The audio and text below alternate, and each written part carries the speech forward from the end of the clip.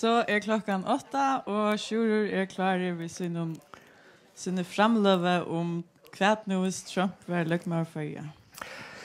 Tack för det, tack för det. Är det jo, det är harst, det är kvar. Ja.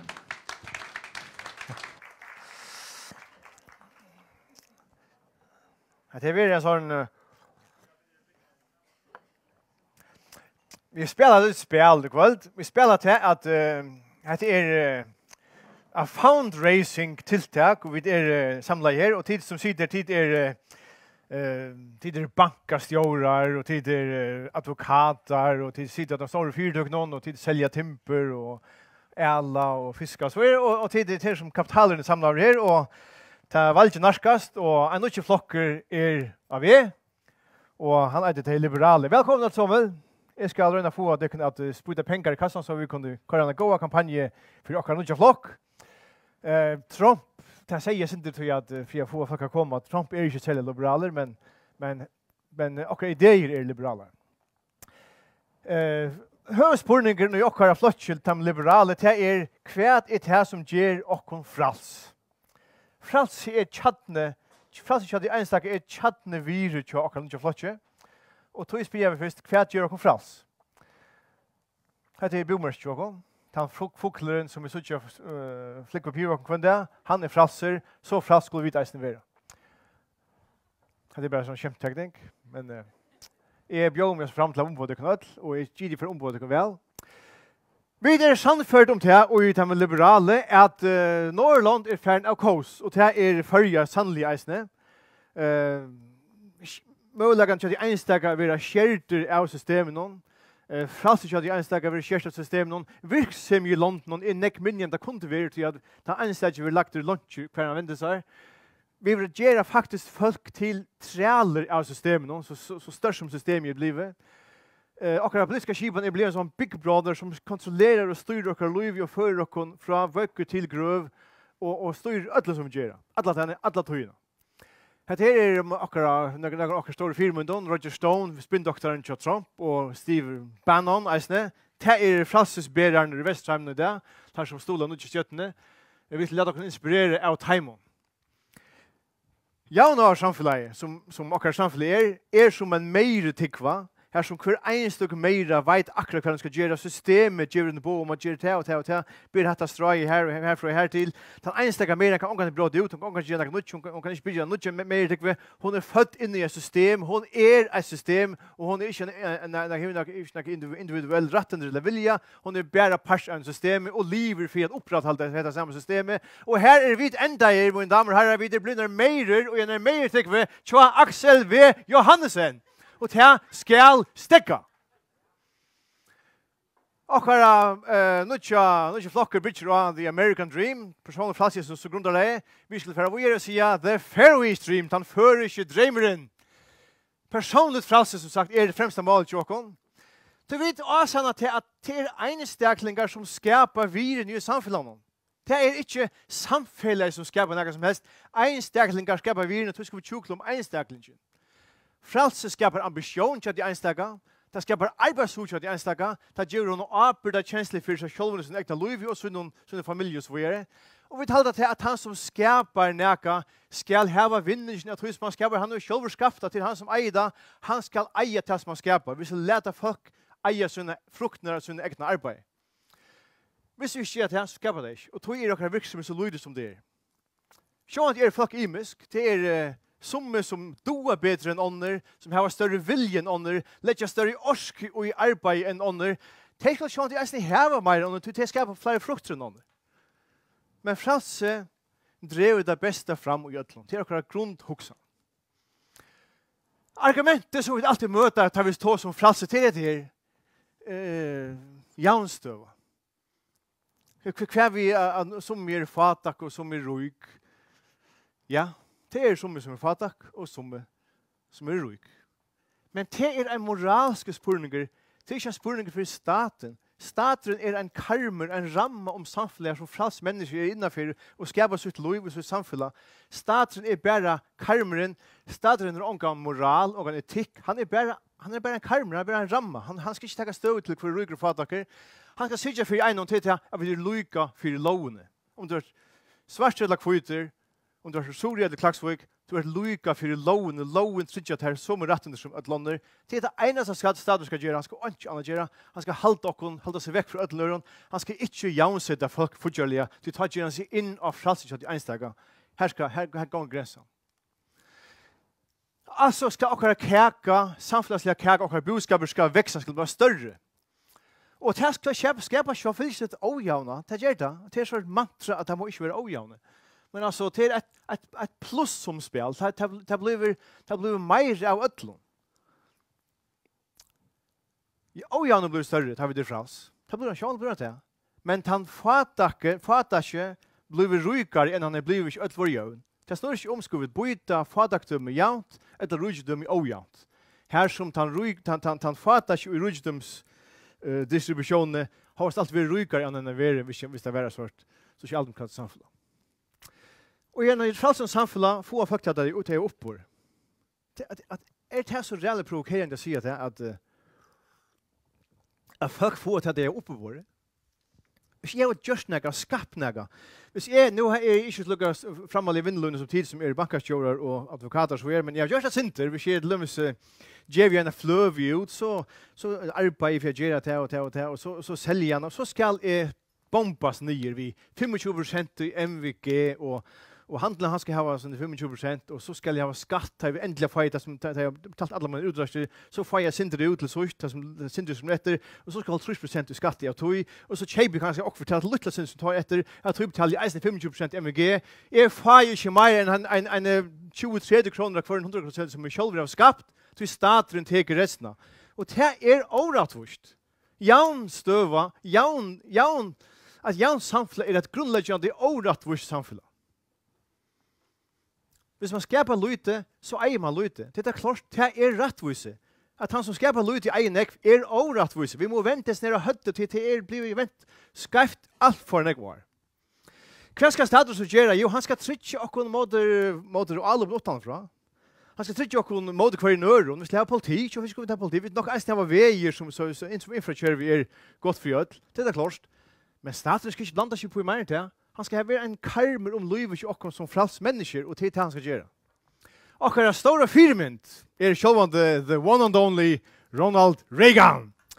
Og han sier, government's first duty is to protect the people, not to run their lives. Hatt er så vel sagt som det kan være. Vi skulle ikke være karmer om livet til folket, være dem mot kvarnøren, være dem mot agent utan etter. Vi skulle ikke styre livet til folket, så leis som vi gjør i det. Hette er det sosialdemokratiske velferdssamfunnet. Man prøver ikke å strøyast og strempa, man prøver ikke å skapa noe som helst. Så vi har et trygg der nede, vi har en sort man dette bare nere i en sånn kantifloss-rum her som man vil lofta over og båren og lekker fram etter.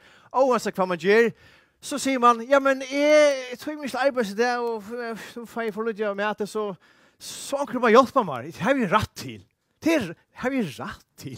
Men så er det også folk, selv om vi ikke skrevet noe som helst, så har vi rett til et eller annet. Og hver skal kreve at han retten fra tog som vi kallar for Gazareien, og i Gazareien minst til det samfunnet. Vi kommer til det samfunnet slett til, det kommer til det samfunnet. Hva kan samfunnet gjøre? Kan samfunnet skapa noe og så gjøre det? Nei. Samfunnet kan ikke skapa noe som helst. Samfunnet kan bare teka fra timen som skapa og byta det ut av nødjon. Det er ikke at det som samfunnet gjør for noen, til at det teker fra timen som skapa og strøyes til svarte anledssøns for å skapa seg noen frukter rundt arbeidet og gjøre det til de som ikke tog med arbeidet. Til her vi dere. Altså, rettene er færre til de som ikke tog med. Vi gjør inn rettene til de som skapa og tog med, og gjør rettene til de som ikke tog med og ikke skapa. Her er vi kommet til. Hvis du ikke skapar noe, så er du rett til vinningen til øren. Hvis du skapar noe, ja, så er du ikke rett til din egen vinning. Her er vi kommet til. Det eneste politikere gjør i en sånn samfunn som akkurat til er å lov å være gavmelder ved pengene til øren. Det er det man gjør. Pengene til heimen som akkurat som sier der, vinnløs, folk, reiere, ælere, stjårer. Det er vi som skapar virden i samfunnet. Hette er det samfunnet. For å illustrere det veldig vel, da man sier samfunnet må bjerke, samfunnet er ikke til Det är bara enstäklingar. Här är en odds, här är Robinson och Frigidaur. Hvis man säger, hvis Frigidaur bryter benen så säger han samfället med hjälpa mig.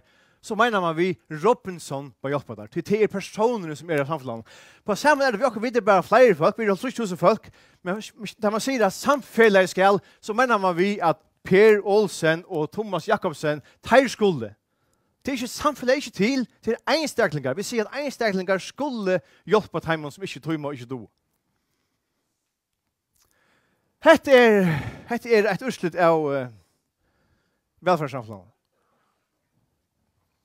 Ein kolo enorm byra som blir lukt av teg som strujast och pukla och i svarta analysen. Så vi har skolaversk och sjukraversk och allt med himmel göra. Politiska flockar, ja, vi vill helst man vi kommer in och tänka hur det skulle upp av politiska flockar vi tycker är för som det första. Det är tid som skulle hålla liv jag kommer sitta hodet då. Staden ska hålla liv. En annan pestilenser i vårt samhälle är fagfällen. Fagfällen är en av största trobladjen som överhuvud för vuxna och för framborgare samhälle. Det är fagfälle som organiserar arbetskraften så att hon inte som hon sa hon sett utanför marknaden av krafterna fullständigt. Det som fagfället gör det är att säga att vi samråast under en arbetsgivare väckna 1000 folk och säga att alla 1000 skulle ha så med lön och hvis du inte betalar dem 125 kronor om timmen, ja, så släppte du inte ta sig det starv. Plötsligt man avsätter prisen av något som man inte vet vad det är. Staten har inte annars för hur arbetskraften till alla 1000 folk i världen. Inte annars för det. Hvis vi får in köpa en agurk och midlagare som du får blade, så säger hon inte värt 15 kronor, vi betalar inte för det. Men hvis en ringer arbeidsmæver som ikke dover, ikke tøymer, ikke nytter noe doven og illajaler, ja, så sier staten at han skal ha 125 kroner i løn. Og en som nekk raskar som kanskje er verdt 500 kroner i måneden, han skal ha 125 kroner i måneden. Han som ikke nytter noe, han skal opp på 125. Han som nytter noe, han skal 925. Det er overrattvist, oansett som har ventet nær at fagfølgene for å fire rattvise kommer til sin rattvise samfunn. Minsta lönen är en katastrof för arbetsmarknaden. Det är inte Estonia visste och nu gång det inte väl visste någon. Men visst jag kunde halt min arbetsfält i förskrontumman och det var faktiskt väldigt tackla förskrontumman.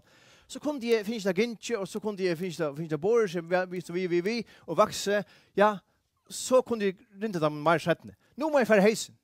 Det vill inte klara inte det som det allmänna som det säger, ja så skall det dräpas. Och det gör det att folk för riken så visst man sluncha. Så blir folk arbetslös. Och så må man tacka mer för att han är röske och ge att han nu blir arbetslös. Stäv från mitten man leder marknaden roa. Hvis jag onkel vill tacka en lön som är 4 kronor timmen, så be it, gör så väl till ett frukt land. Status ska landa sig på det. Låt hellre 4 köra en knusarna vi som förbränte fagfällen och det är inte bara att man tar alla lilighet på systemet, man tar rättvisa på systemet och man skapar en staten som är som drottningen i mejertikven som ödskull akta. Och ST är en pestilenser i heimen och han räkar eisen i förjar. Och här ständer vi heter så kallade mannaratten. Vad för vröl? Mannaratten. Vad för ratter det är en from ratter som dott ner i himlen. Här finns det inte en illusion, men det är mannaratten som man så säger att öll har rätt till arbete och till varje mot arbetslös. Alltså det är sjukt. Det är sjukt vi det kommer förlagt ut. Varje mot kvar ska varje kvann, kvar är rätt. Kvar ska man kräva rätten från. Så är stolkar man till Europa. Att det är mest här att öll har rätt att på arbets. 4 till lönerna som jag ser för pole skilda ser förbrände fagfällene har förhandlat sig till oavsett vad arbetskraften är värd så skulle de ha 125 kronor timmen för ju. För hur lön till skulle till arbets. Det är staten alltså kan det ha och visst det är så släpper till arbets så är det krav på att varje mot arbetslös stol. Hur ska betala det? Tar man staten betala. Hur ska få pengar till det? Han måste ta det från öron och ge åt han som arbetslös. Staten kan inte stryka öll arbete. Han kan bära for å fyre folk vil ha rakt av tog og lukke at de ikke fikk arbeid. Tog det slipper ikke å ta arbeid for 4 kroner. Slipper ikke. For forbjøde dem å ta arbeid for 4, først 100 kroner, for forbjøde dem, stedet for det vi tar arbeid for, vi tar penger fra timen som skaper noe, og gjør det til de som er arbeidsløs. Til seg, vi får arbeidsløse stol til en kompensasjon for bråten retten. Det er så talt for kvakla. Men han som vi som sitter her, som eier vinnelig i førjen, vi vet at vi tar ikke retten. Det er vi som må betale til staten skal bjerke sånn her, som ikke tøymer, ikke doa, de skal staten bjerke, og vi tenker ikke det. Sånn, jeg har ikke hva arbeid da. Det er så løs. Og i USA ser man sin øvelse på det. Alle har rett til arbeid, ja, men det er ikke at alle har rett til å slippe til arbeid, så ikke kan få en person til å slippe til arbeid. Hvis jeg vil slippe til arbeid for 1 kroner, så kan han ikke få det mer ut i. Sjekk for hvordan sjukt det blir, ja, man kan få det mer for arbeid for 1 kroner tog man. Han sier, nei, du slipper ikke til arbeid for 1 kroner tog man. Her er dere gale! Det er det kollektiva som hokser. Man hokser ikke med individet, man hokser om det kollektiva. Tid er det sånn de øyla vel studerer alt som så høyt på strå i samfunnet, at de kjenner til Philips-kurvene, som sier til at vi må ha arbeidsløse. Akkurat som på ene hver er det som er utbo etterspurninger, som gjør at vi finner en jaunva. Utbo etterspurninger av lakse gjør en god prøys av lakse, så er det. Men utbo etterspurninger av arbeidskraft, det har sett ut av kraft årsaker av arbeidsløses stolen. Hette er en krabbasvotler, hette er ordentlig en jeg skal ikke si hva de hukser mot det. Hette er alls. Først var det hæsar adressen midt i byen, de fynaste, dyraste, største adressene og i høvestaden, det som sværer til rådhusplassen i Matador, og så flottar iver om hina, iver om veien, akkurat lukka dyra adresse. Hette er alls. Hette er monsterskjolt. Det er et djupt ideologiskt projekt. Og det gjør til ALS, at selv om det er inflasjon, så har vi et arbeidsløs. Folk feil arbeid, folk vil bjerke. Det er ikke så at lønene for å sinde nye, og så er den her og finner opp at ratter. Nei, det var stekke av. Det var stekke, det var skåret av. Folk var tveit ut i arbeidsløse, til arbeidsgiveren ikke klarer å betale det som man skal. Og så skal ALS gjøre den penger for å ikke gjøre. Det er pengene tegner fra okken som her sitter. Hette er totalt vanvittigt, altså, ikke? Altså, ALS bjør for en gang gå til jordbær. Ja, nå får man og teker arbeidsløs folk og setter det og planter jordbær, servei, og så skulle de selge jordbærene. Altså, hvis det var en idé å ha jordbær, så gjør det det selv, og selger jordbær til handlene, det var det. Hvis det var ikke bær seg først, så betalte man 4 kroner tøyman, inntil bær seg, så fikk det mer om tøyman. Nå skal ALS, klienter, hele lortet, kappast og måter, ta med private. Og det er å finne et fyrbruk som heter allmenne kveitjarer og alls. Vet du hva en kveitjar er? En kveitjar er til en som ståner en fyrtøk og sier, nå satser jeg på det her, jeg finner på noe, og så gjør jeg det, og så er det folkestarv, jeg kveitjar noe samfunn. Nå må man stjåle etter året og kalle det for en kveitjar til en som fyrer vi en som setter starv og alls, teker en som er kommet inn i alt systemet, og tar ferdig arbeid, han allmenn sett i handen, for han er jo klienter, han er jo per definisjon klienter, han er klienter, ferdig, og benker på seg en arbeidsgjører. Hei, kan jeg slippe arbeid til her? Altså, hvis jeg her er en kveitjar, så setter han en fyrtøk og stående, og setter en klienten i starv, så er det ut av verden. Man genker og benker på seg okken som er donalig og røsk. Det er klienter som leier blind, faktisk. Det er blevet et trela samfunn, hvor det er simpelthen last inn i en systemet. Horen arbeider kvarver ikke veldig til man færre løn for ikke gjøre noe som helst. Man løner ikke innsatse, man løner ikke donaskapet, man løner bare etter en system som er totalt dett, som ikke er livende, som ikke har noe dynamikk i seg. Vi får prøyshakt til hatchinga, selv om det er arbeidsløs til at lønnen kan ikke trusje ned, du kan bare trusje opp etter. Det blir mer og mer skatter, det allmänna kommer långt ner i lommene og teker pengarna som vi själva har skapat bort i lommene tjocken for å stå og si vi er bedre hva det skal brukes til velder, vi bruker det til her. Du kan arbeide mer, gjøre mer, ja, det kommer etter 4 kroner, takk, her er det arbeids. Så deiler vi det ut til at vi halter til å ha penger. Hatt det här vi kom till. Och så säger folk, ja men så är samfunnet, så är det några fatak folk och är det inte synd? Är det inte synd? Alltså, jag är liberale, jo, kanske är det synd, men staten ska inte hålla det synd. Staten är inte till, staten har någon mening, staten har någon moral och kritik. Staten är bara staten, han är bara en karme. Tänk om det är synd i den fataket. Men hvis det er synd, vet du kvart, i en fralsen samfunnet, hjelp dem. Det er pura frukt å hjelpe dem fatak, hvis man heldur det synd dem fatak, takk det inn og gjør dem en suppe. Altså, det er ikke som får noen ut her. Det er flere dømer om det i samfunnet, at det er synder av fralser hoksan framvist at kjemtel til vi fatak og folk. Pressen her, han er Herberg, her tar vi fortsatt vi gav. Super. Funnast det är inte allmänt. Det är sporkarna, det frälser borgarna som tar sig samman i samfunnet och säger, jag kan nog få tid det. Reie kross till att samla in, Batnabjad samla in. Ofta tar det gärna för så man lät pengarna färra till Levius i Nesvik eller lät pengarna färra till whatever Reie kross eller Herberg, whatever.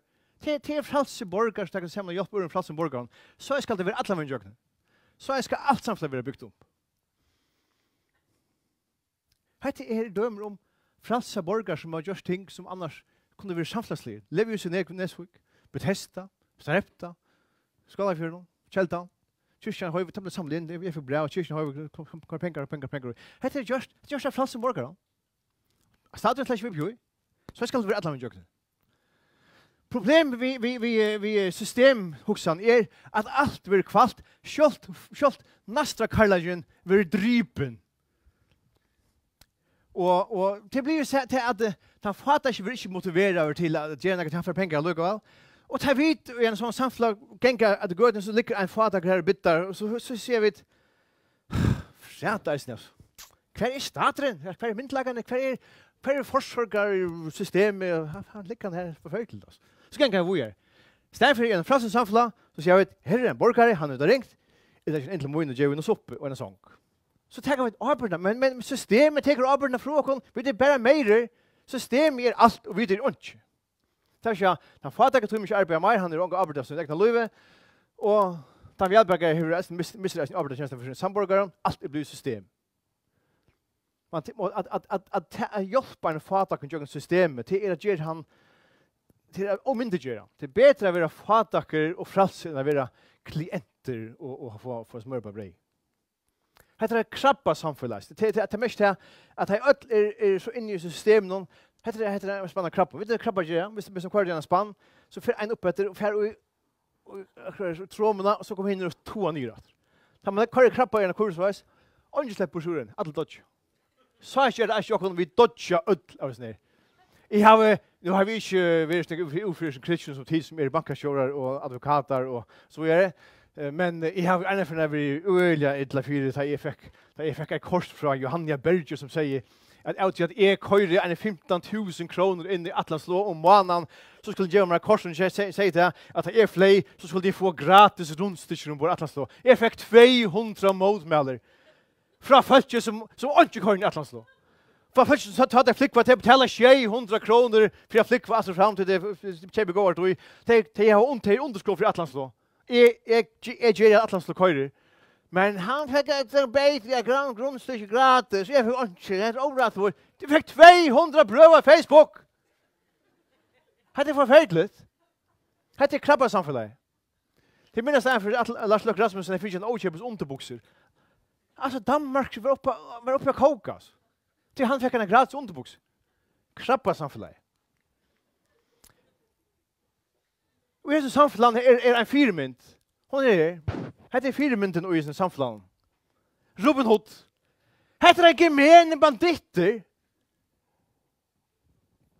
Men det er godt symbol på det sosialdemokratiske samfunnet.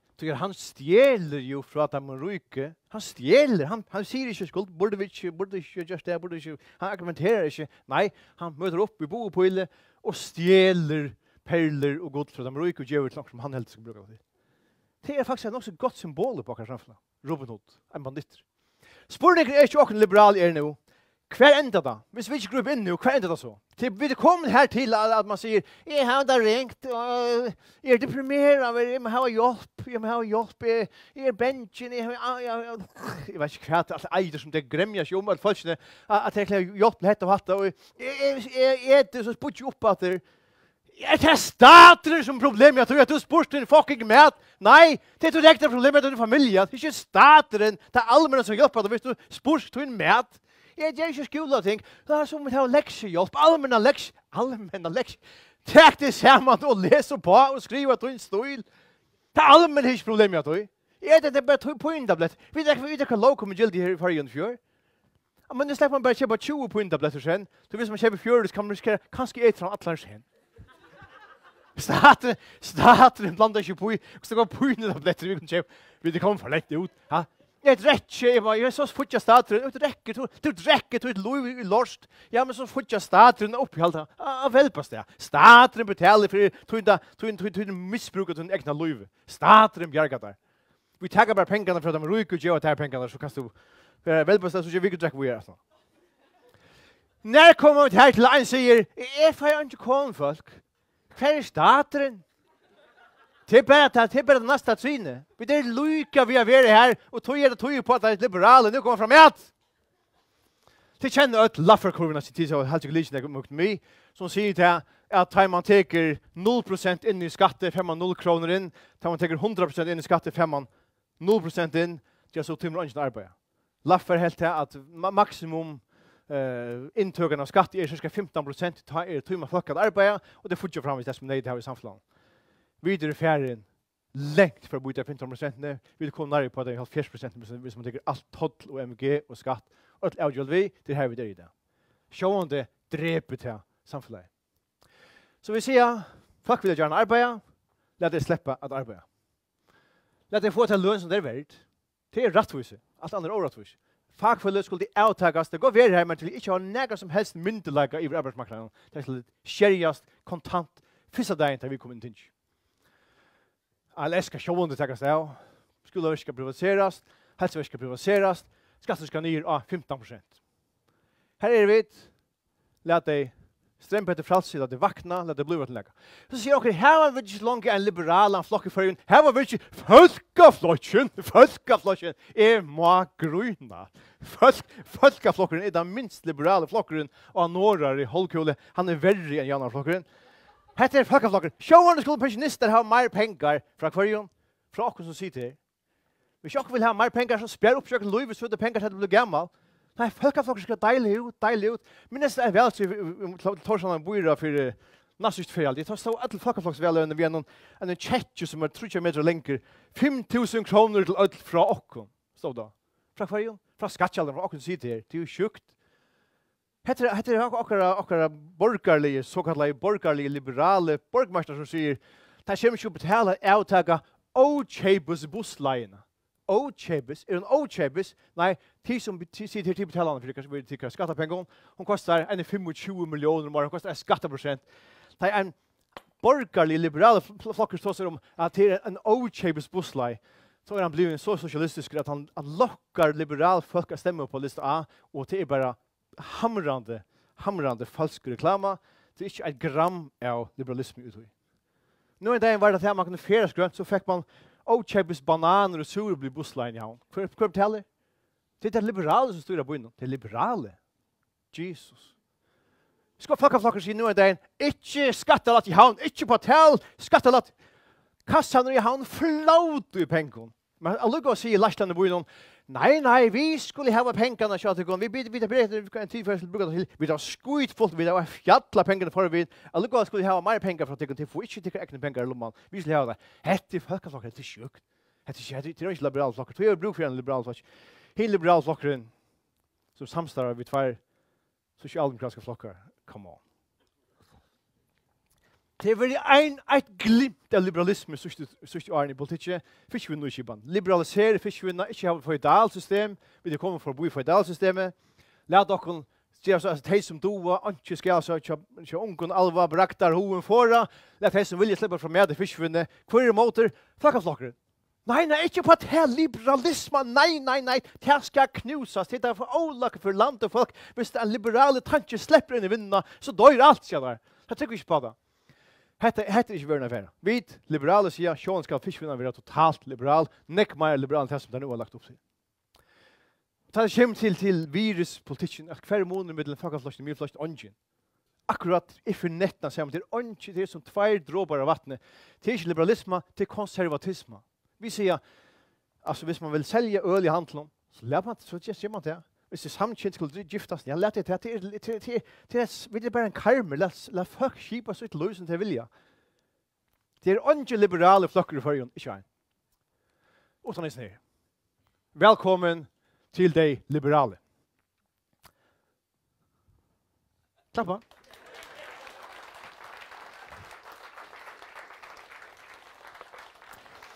Det var första pastor. Det var första pastor av Fyllas. Nu hittar vi det efter oss ner. Sjån så vär. Hur ser rikkat det nu praxis? Det är. Tar man har en ideologi som man tror på. Och ideologi är alltid, jag läser om universiteten, läser ju om politik. Tar man läser om kommunism helt man fantastiskt. Fantastiskt gott. Så jag vill inte sjån. Det är så väl argumentera att detta blir bättre. Tar man läser om ordentlig liberalism som är fantastiskt. Självande. Frans är det största virus med. Jag vill inte det. Det som är politik, det snurrar om till att gos rikka tingen i praxis. Det är det som är avgörande. Kommunism är förfärlig. Ja? Vi det är program, kommunismen som lägger upp till att man ska viska efter evne och njóta till törve. Nej, det gör man inte.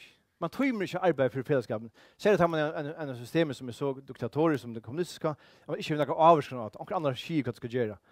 Ingen trymer arbete blev totalt ineffektivt och det blev bottenkorrupt och det som så de översta kaken tog såna tillsyn. Så de huxar mest om sig själva inte om fällskapen. De krökte tillsyn alltså det kom.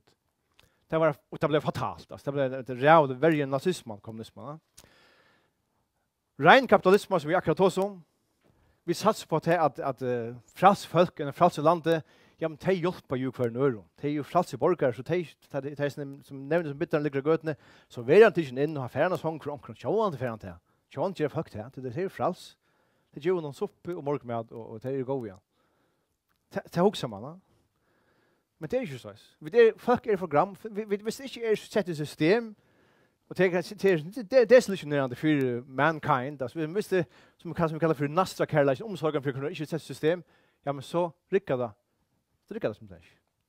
Här är USA det. Heter teacher från Occupy Wall Street men det är en kampanj men det är töljen rätt för det. Vissa rujdöme, vissa land i USA bara bort utlugas som ruj som är bort ut. Så heter det så att en person står här, han åt allt det här. 90 personer åt det här. 3 vi åt det här och 4 står klämde samman så lilla pritchen här. Så är det ruj som är bort i USA och det gånger kött han vägen att det är större alltså en här för mer plats och det är 4 som stannar så det är pritchen vi tråka i mer samman. Så det så tar man tar systemet tar rena kapitalismen, rena liberalismen, tar man riskar. Tar man inte jökna staten redistribuera virne. Men så arvar man ju. Så är det som är född in i det här stora här bara. Några helt får vara född in i väldigt rikt men några få eller några född in i den här pritchen. Man arvar fattigdom och man arvar rikedom. Och det är grundläggande man måste säga. Det är orättvist. Att några blir född till rävliga stora möjligheter och några född till faktiskt unga möjligheter. Och det är alltid avlansen av en system som slett inte redistribuerar virus som är skapt.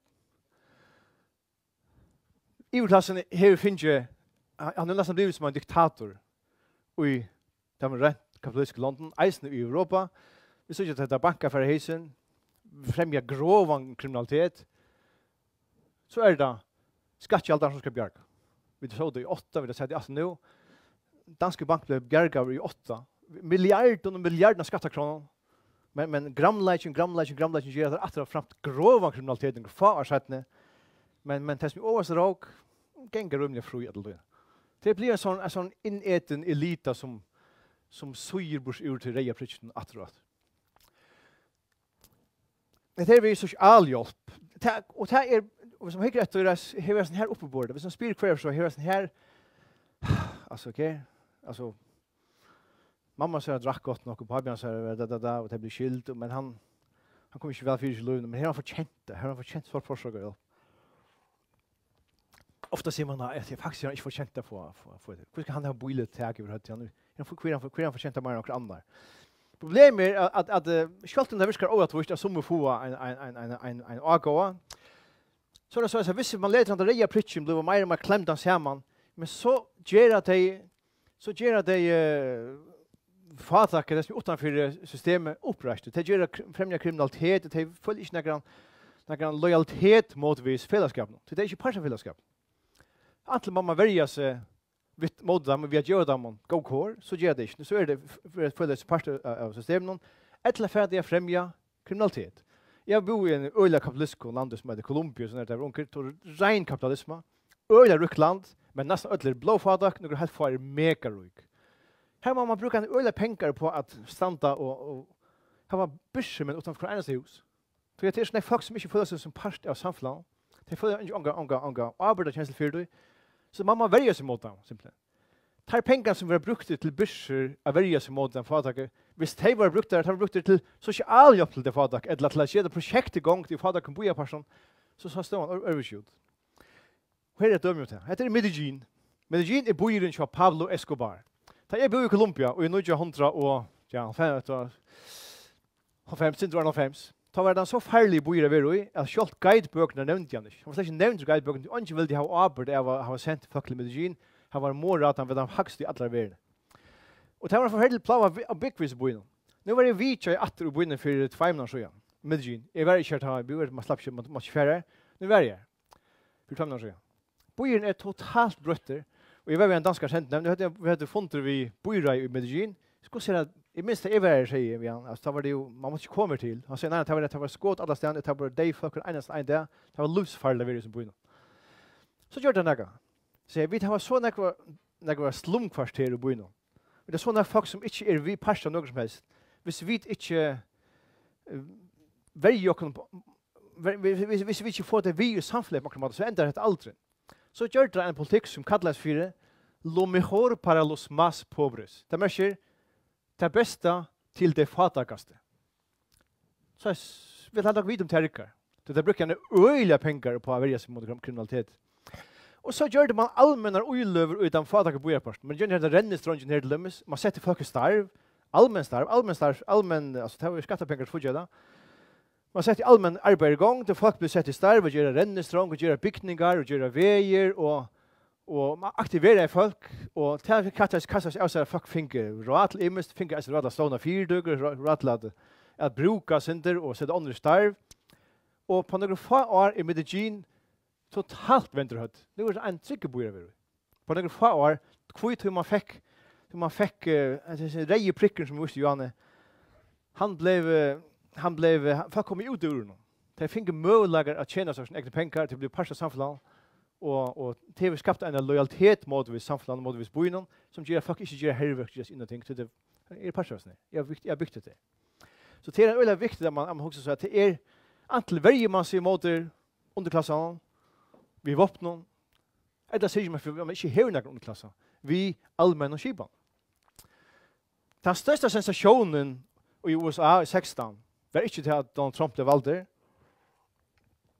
Den största sensationen i USA i 2016 var till att det var 1 millimeter från att en mäver som erklärar sig die hard socialist blev fortsatt av välövande till demokraterna. Det var lika vi.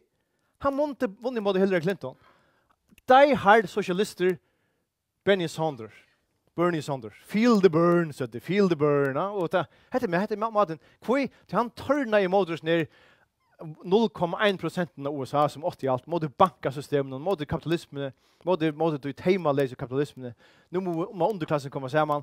Underklassen stod igen. Och måste vunne en fortsatta kandidat. Och alla kandidater visste att vi kan bli fortsatt mot Donald Trump, så han vunnit. Så har vi haft i det en socialist som fortsätter i USA. Det är totalt ohuxande för några få år sedan. Vad är det hänt? Det är hänt att att kapitalismen är färdig totalt bananas. Alltså. Det är blivit alltså en överklassen blir så jävla starkare. Ungen fram med dem, underklassen blir bara mer kua och ner. Fuck orkar inte hemma. Det man följer inte som en samfälle som hänger samman. Man följer det som två samfälle. Här uppe är här nere i vid. Och ta reaktionen samman till Bernie Sanders vunne mot Hillary Clinton. Ist det vänstra, jag ska komma in på att det är en katastrof. De måste styra staden totalt. Det är förfärligt. Men så har vi dessa mittelgångna som är törna i Modrian. Ja, man kan bruka nek argument och till lätt att vara fänga av argument och motren och jauna samfället. Det är ju ideologiskt är det nämnt argumentera mot ödlom. Men det rickar. Alltså det rickar simpelthen. Alltså akkurat samfället rickar. Att det borde inte ricka. Apapurerna borde det inte ricka, men det rickar. Hette är en humleby. Humlebyen, hon kan inte flikva. Sier man, da? Hon så lilla vansjen kan ikke flikva for tung, vansjen for smøyer, hon kan ikke flikva. Men hon vet ikke hon skal flikva, så hon flyr lukka. Og sint det så er det, vi sosialdemokratiske samfunn, det er ikke rikka, men det rikkar. Og så rikkar det bare, og så gjør man det. Og det viser seg til at det er annet enn pengar, den ultraliberala ideen er at det er bare pengar som er motivasjon. Pengar motiverer folk, styrer adføring til folk. Det er ikke bare pengar som gjør det. Det er ikke bare pengar som motiverer folk. Det viser seg i akkurat London at folk arbeider selv om skatteren høver. Det føler til at det er veldig en samfunn som ødler vi, det er størst virju. Jeg minns nærmest at jeg skrev flerskatten ble sett i verst, og jeg bare på år, høyt om år, en tale her nere utenfor nere vi Sandbundet av Løsjepål.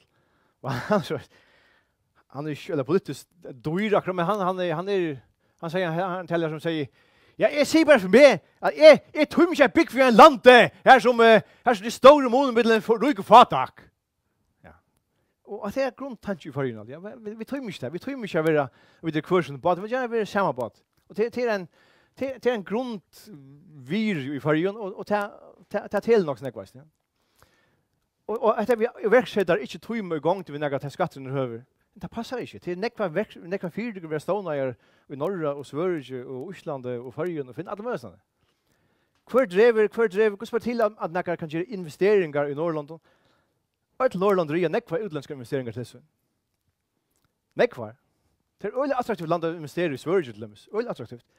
Allmänna investeringarna i Sverige är en öliga stora part av svensk ekonomi. Själv om skatten är himmelhöver. Kvui tar jag fyra och vidare i hela landet här är social stabilitet nu där vi eller ohäldigt eller oros och nekon inflytare till det sista inflytare sista få år. Men framvis är det ett stabilt land i mån till land här som klassamånen är höver. Danmark driver nekvar utländska investeringar. Själv om skatten är ölighöver. Fyra dagar vet att hvis vi investerar här, ja, så är vi punter skatt. Men här är stabilt, här är sociala frier.